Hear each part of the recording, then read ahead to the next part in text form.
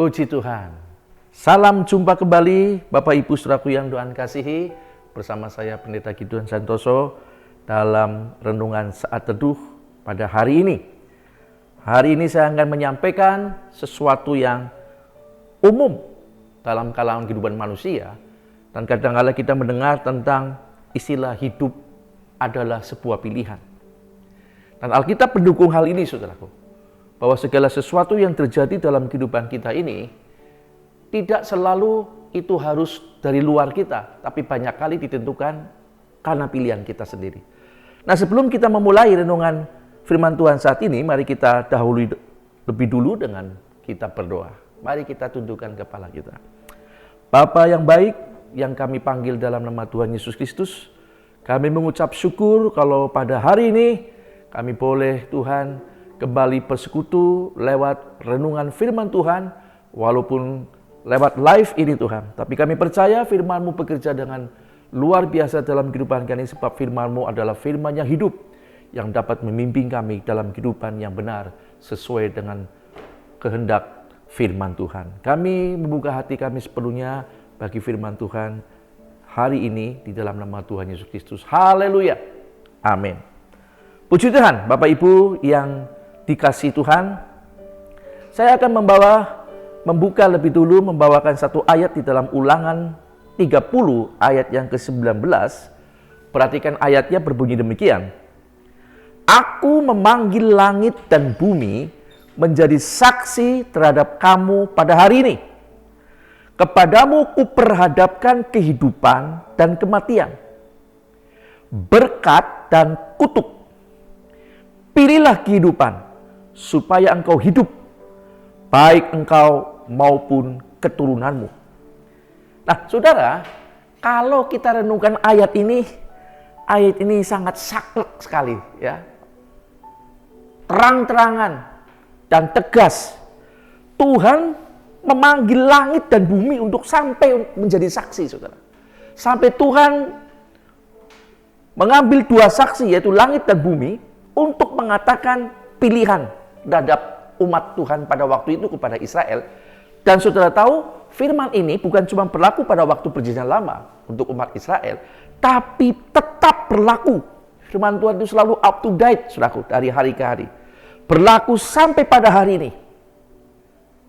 Yang menentukan kehidupan manusia disodorkan oleh Tuhan untuk kita pilih.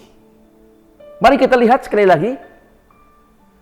Aku memanggil langit dan bumi menjadi saksi terhadap kamu pada hari ini. Kepadamu kuperhadapkan pertama kehidupan dan kematian.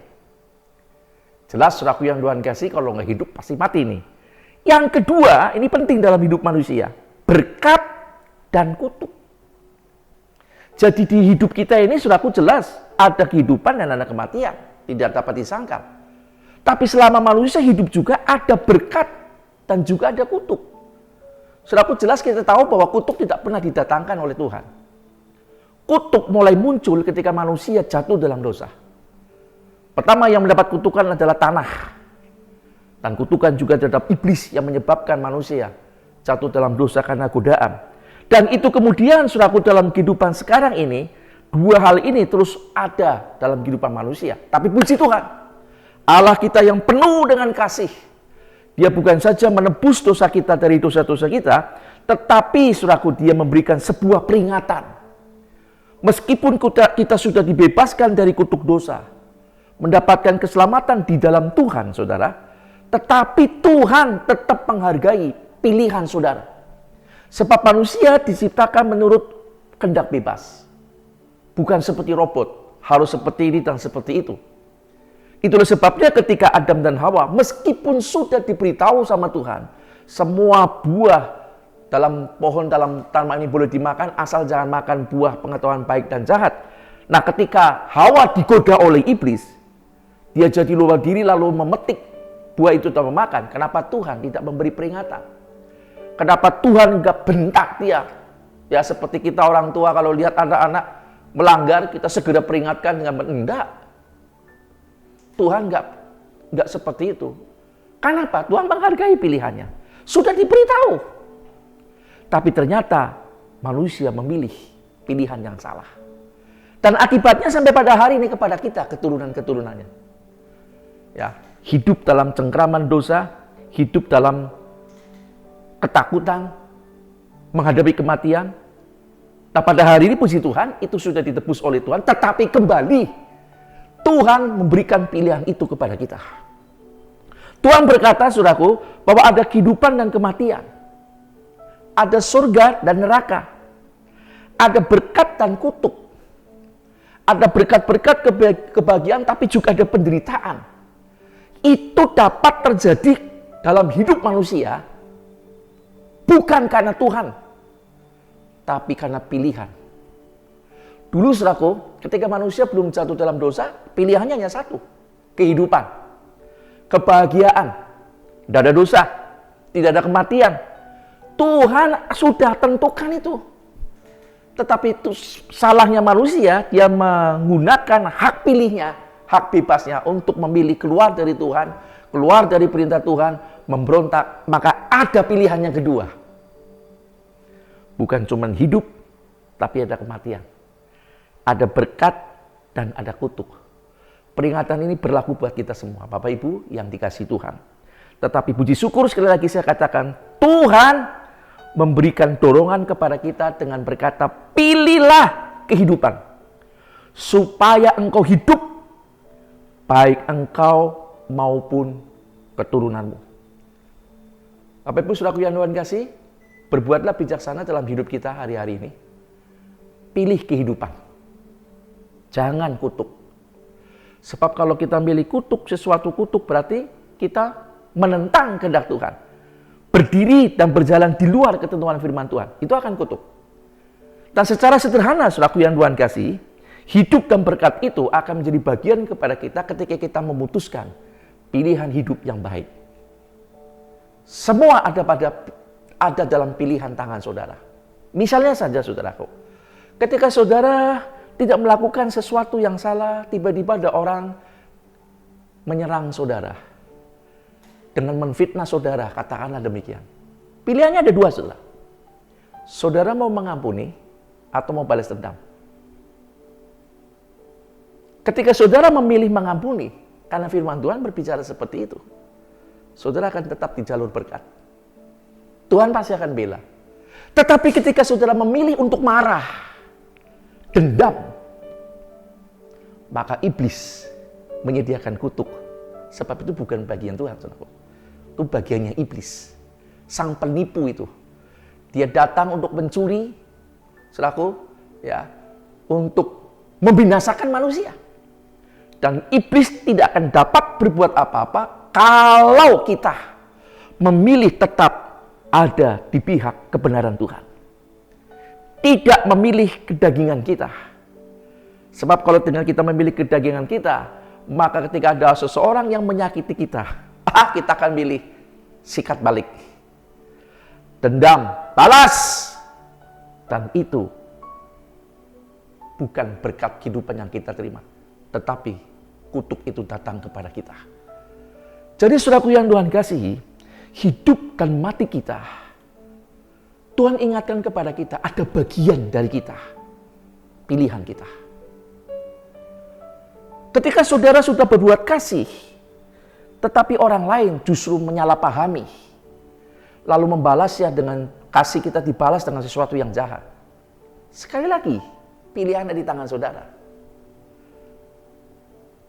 Saudara akan marah dan membalas dengan benci sama orang itu, atau saudara sekali lagi mau melepaskan pengampunan dan belajar lebih bijak untuk mempercayai orang. Pilihan ada pada kita. Secara sederhana, kalau kita tahu lapar, saudaraku yang Tuhan kasih, pilihannya cuma dua. Saudara makan atau saudara tetap tidur-tiduran. Saudara makan, selesai masalahnya. Tetapi saudara tidak memilih untuk makan, tetap tidur-tiduran, laparnya bukan selesai, tapi bisa akan membunuh kita. Itu yang sederhana. Bagaimana pilihan saudara pada hari ini? Tuhan katakan, ada kehidupan dan ada kematian. Ada berkat dan kutuk. Itu diperhadapkan kita tiap saat, tiap waktu selama kita masih hidup. pilihan hidup ada pada saudara.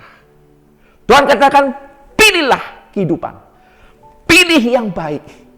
Maka yang baik dan kehidupan itu menjadi bagian kita.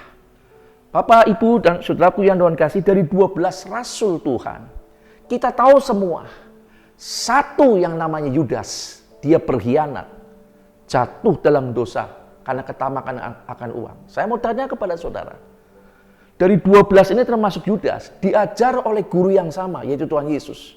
Pergi bersama-sama, ada bersama dengan Tuhan Yesus. Tetapi kenapa Yudas kok bisa seperti itu? Padahal Yudas adalah orang yang paling pintar dari 12 murid. Dia pegang keuangan, berarti dia pintar mengatur keuangan. Dia seorang manajemen yang baik, makanya dipercaya keuangan. Tapi kenapa dia justru menjadi orang yang jatuh dalam dosa? Jawabannya, karena itu pilihan daripada Yudas sendiri. Pilihan untuk keluar dari bimbingan Tuhan, keluar dari mengikut pribadi Yesus. Maka dia menjadi orang yang disingkirkan dan tewas oleh karena dosa sendiri.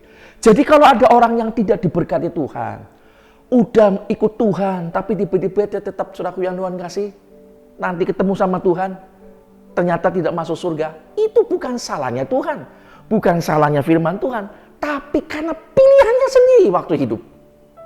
Saudara pun yang sudah di dalam Tuhan, jika saudara salah memilih keputusan hidup saudara untuk melakukan apa yang tidak benar dari firman Tuhan, maka hal kematian dan kutuk bisa terjadi kepada kita. Tapi saya berharap saudara hari ini sudah menentukan pilihan yang tepat, tetap dalam kebenaran firman Tuhan.